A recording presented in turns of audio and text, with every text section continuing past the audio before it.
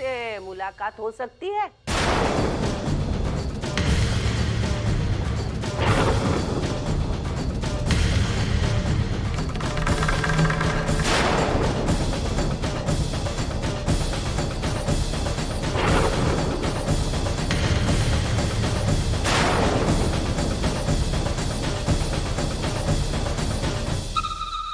ये लो, घर जमाई बनने के साथ साथ रसोईया भी बन गया। वाह भाई वाह। अगर घर जमाई बनने में शर्म नहीं आती तो रसोईया बनने में क्यों आएगी? आई। ये किसको आई बोल रहा है तू? मैं तो सिर्फ मानव देशमुख की आई हूँ। मेरे सामने जो खड़ा है ना, उसका नाम है मानव करंजकर।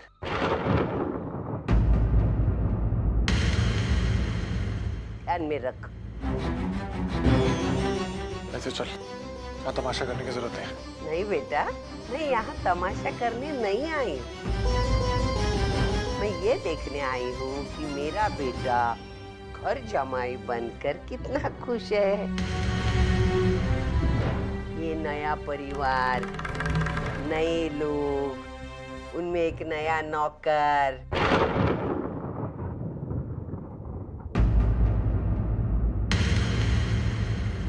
मेरी तरक्की देखकर मेरी आंखें भर आई बेटा। देखिए सविता दाई। ओ, आप कुछ मत बोलिए। आपके परिवार में जो आपको एक बिन पगारी पॉकेट का नौकर मिल गया है, आपकी खुशी मेरे साथ मत बांटिए। और तुझे तो मैं सलाम करती हूँ। अरे आज तक सविता के साथ किसी ने टक्कर नहीं लिया। 25 साल से ये लड़के को पाल पोस कर मैंने बड़ा किया, और 2 साल में तूने उसे मुझसे अलग किया। घर जमाई बनने का आइडिया तूने ही दिया था ना, और ये नंदी बैलकर तुम्हारे पीछे पीछे इस घर में आया। भाई अर्चना को बीच में मत ला। यहाँ पे आने का फैसला मेरा खुद का है। अर्चना की तबीयत खराब थी, उसको अच्छी देखभाल की जरूरत थी। अब तूने तो घर से निकाल दिया ना, इसके अलावा मेरे पास और कोई चारा नहीं था। बेटा सीधे मुंह बात करना। इतना घुमा फिरा के क्यों बोल रहा है? इस लड़की की वजह से सब कुछ हो गया। इस लड़की की बीमारी की वजह से तुझे यहाँ आना पड़ा, ये समझौता करना पड़ा। अरे क्या क्या करेगा इस लड़की के खातिर? कितना नीचे गिर गया है तू। अरे तुझे देखकर तो बेशर्मी को भी शर्म आती होगी। आई चल यहाँ से। ए, आई की नाम की माला मत जप। तू बेवकूफ है, गधा है। तेरी समझ में नहीं आ रहा है क्या? तू यहाँ आके क्या कर रहा है? अरे इनकी तू औकात को जानता नहीं बेटा। ये क्या करेंगे? तुझसे काम करवाएंगे, अपना काम धंधा छोड़ के बैठ जाएंगे, गन्ने की तरह तुझे निचोड़ के रख देंगे ये लोग। देखिए सविता दाई आप। चुप। बीवी के चमचे एकदम चुप। चमचे लोगों की जुबान नहीं होती है। चुपचाप मेरी बात सुन, समझा? जा, छुप जा अपनी बीवी के पल्लू के पीछे। अरे हाँ, क्या कह रही थी मैं? हाँ, तो तेरा ये इस्तेमाल कर लेंगे। तेरी अक्ल पे पर्दा पड़ा हुआ है। हाँ, तुझे बुरा अच्छा कुछ समझता ही नहीं है। लोग बोलते हैं लोग प्यार में अंधे हो जाते हैं। यहाँ मेरा बेटा प्यार में गधा बन गया, गधा। अरे इस लड़की का क्या करूं मैं? बस सविता जी, बहुत हो गया। आप हमारी भलाई का गलत फायदा उठा रही है। आप चले जाइए यहाँ से। नहीं जाऊंगी। तुझे जो करना है वो कर ले। चल यहाँ से। अरे बाप रे, मालिक को बोला तो नौकर को गुस्सा आया।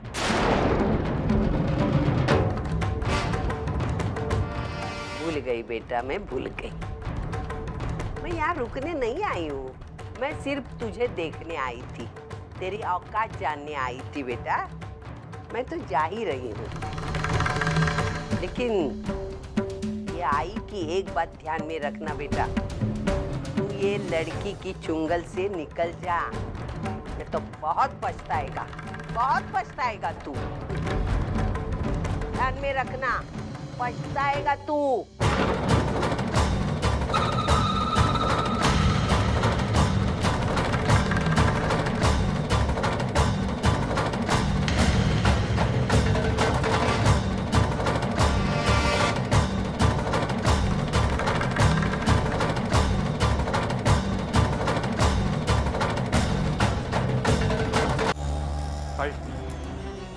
भाई ये सब क्या है?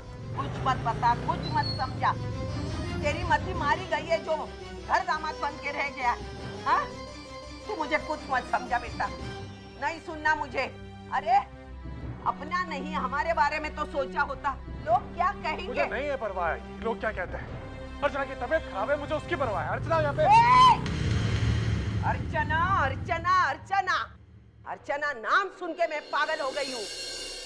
सुनो सुनो सुनो लोगों सुनो, अपने पत्नी से इतना प्यार करने वाला पति देखा है कभी? मैं क्या कर रही है?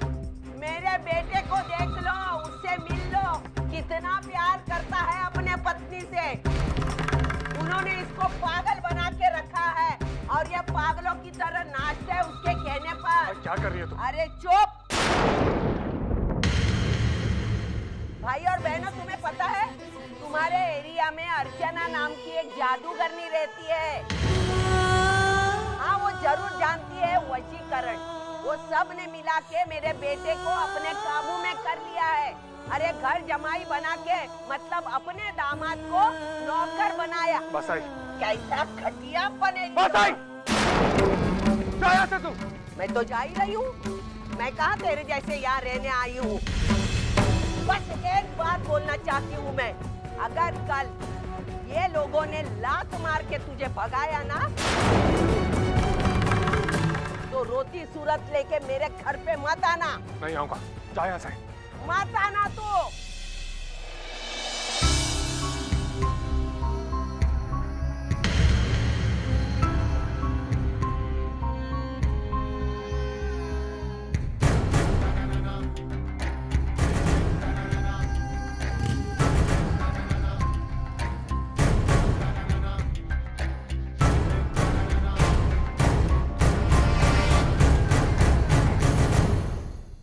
देख रही है ना तू अपने किए हुए फैसले का नतीजा? सिर्फ यही वजह थी जिसकी वजह से हम अर्चना और मानव को इस घर में नहीं लाना चाहते थे। मानव की आई क्या है, कैसी है, ये तू अच्छी तरह से जानती है ना। उन्हें तो बस लड़ने का बहाना चाहिए और आज उन्हें अच्छा खासा बहाना मिल गया है। अब आए दिन ये बातें होती रहेंगी, पर मजबूरी में हमें सब कुछ सहना पड़ेगा। चिंता मत करो विनोद, आज जो इस घर में हुआ है वो आज के बाद कभी नहीं होगा।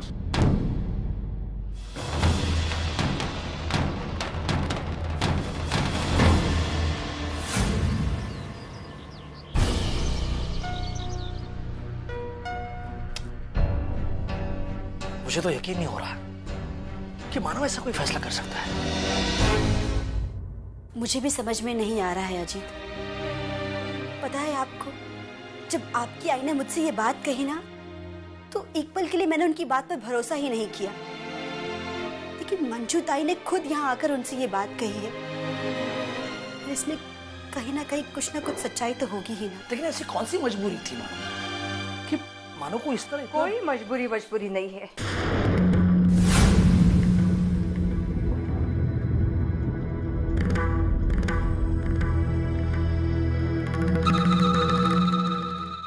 मानो को अपने औकात का पता चल गया है। उसे ये एहसास हो गया है कि अर्चना की जिम्मेदारी संभालने के वो काबिल ही नहीं है। और जिंदगी भी इतनी सीधी सादी नहीं होती है, इसलिए हार मानकर वो अपनी सास की शरण में आ गया है। माफ कीजिएगा आई, लेकिन दादा हार मानने वाले लोगों में से नहीं है। ठीक से 15 साल के भी नहीं थे, तब से लेकर आज तक दादा ने जी तोड़ मेहनत की है। जिंदगी की हर मुश्किल का डटकर सामना किया है उन्होंने। वो कभी भी तकलीफों से डर कर, उससे हार कर अपने आत्मसम्मान का समझौता नहीं कर सकते। जरूर ऐसी कोई बात हुई होगी जिसकी वजह से उन्होंने इतना बड़ा फैसला लिया है। तुम क्या कह रहे हो बंधु? जरूर कोई प्रॉब्लम है, वरना मानव इस तरह लड़ाई बीच में छोड़कर भागने वालों में से नहीं है।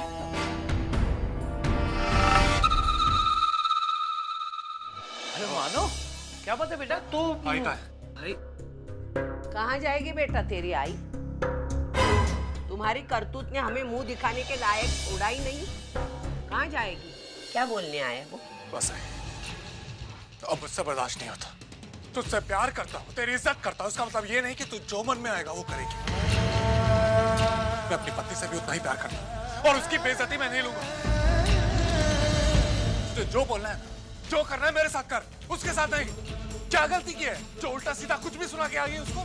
उस लड़की की तबीयत खराब है, बिना कुछ सोचे हुए। अच्छा, तो आज मेरा बेटा मुझसे झगड़ा करने आया।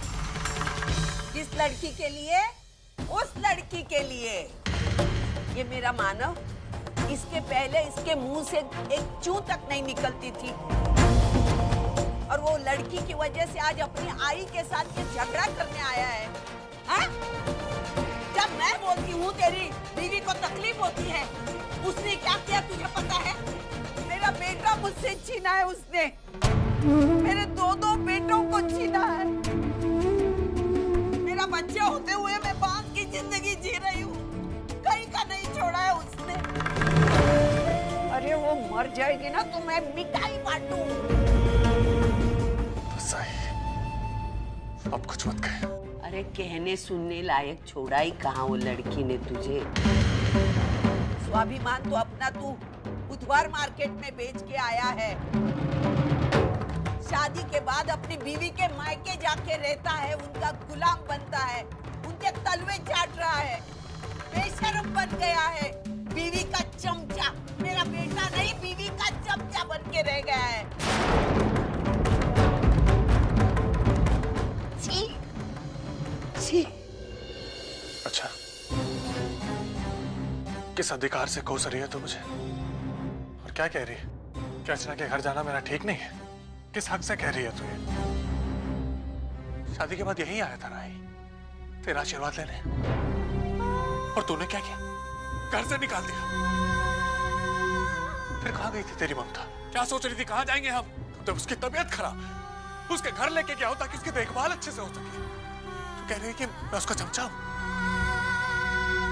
अरे खुद सोच कि तूने क्या किया।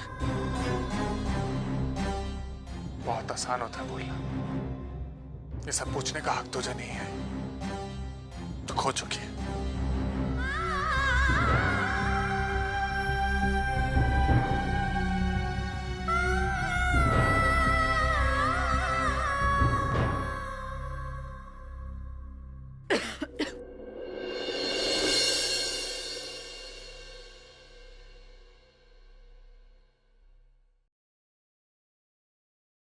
अर्चू, उस दूध को वहीं रख।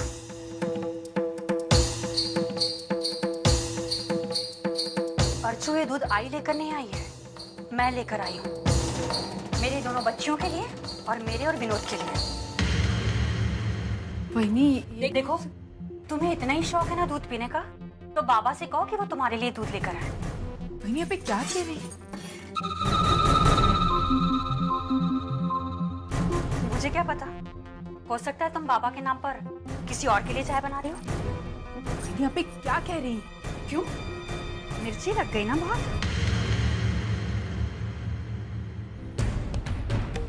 देखो अर्चू, मेरी एक बात कान खोलकर सुन लो। यहाँ पर आकर तुम्हें चीजों पर हक वक जताना है ना, तो सिर्फ आई की चीजों पर जताना, मेरी चीजों पर नहीं। अगर मेरी चीजों पर नजर उठाकर भी देखा ना, तो मुझसे बुरा कोई नहीं होगा। क्या रहने क्या दिया लोगों को, अपने आप को मालिक समझने लगे हैं। पुन्नी, इधर और अपना दूध लेकर देख, पूरा दूध खत्म कर देना। हाँ समझी? ले जा, देख गरम है, ध्यान से पकड़, चल जा। यहाँ हम लोग पसीना बहा बहा कर अपने लिए पैसा कमाते हैं ताकि हम अपने लिए चीजें ला सकें, लेकिन लोग बाग आकर उस पर आंखें गड़ा लेते हैं। काश हमें भी कोई मिल जाए जो हमारे लिए फोकट में खाने पीने की चीजों का बंदोबस्त कर दे। देख अर्चू, आइंदा से अगर तुझे किसी भी चीज को हाथ लगाना हो ना, मुझसे पूछ लिया कर, कोई प्रॉब्लम तो है नहीं। ये तो तू अच्छी तरह समझ गई होगी अब तक कि अब ये घर पहले जैसा नहीं रहा। एक ही छत के नीचे मैं अपनी अलग गृहस्थी चला रही हूँ, तो मेरी गृहस्थी में दखलंदाजी मत करना। समझ गई ना मेरी बात?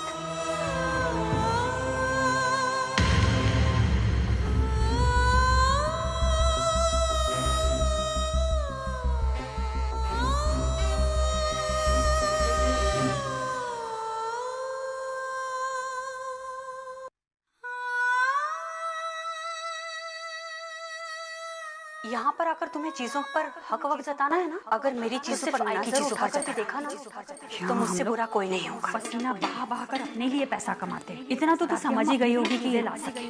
अब ये घर पहले जैसा नहीं रहा, उस पर आंखें गड़ा लेते हैं। एक ही छत के नीचे मैं अपनी अलग गृहस्थी चला रही हूँ।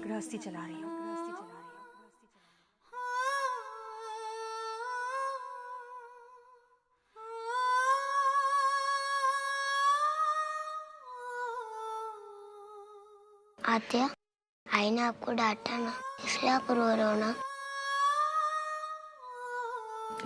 लेकिन आप रो मत, आई को तो आदत है डांटने की। मुझे भी तो कितना डांटती है, लेकिन आपने मुझे रोते हुए कभी देखा है? आत्या, मुझे एक बात समझ में नहीं आती। जब मैं दूध नहीं पीती तब आई मुझे क्यों डांटती है? जब आप दूध पी रही थी तो आई ने आपको क्यों डांटा?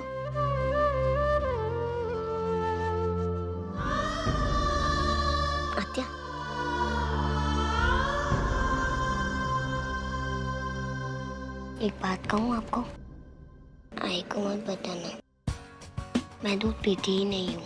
पीछे वाले खिड़की से बाहर फेंक देती हूँ। लेकिन आज ये दूध आप पी लो।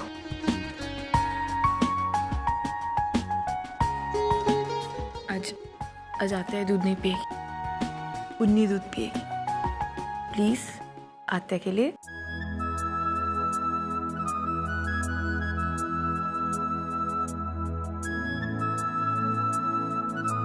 चलो जल्दी से दूध खत्म करो, फिर मैं राजकुमारी वाली कहानी सुनाऊंगी।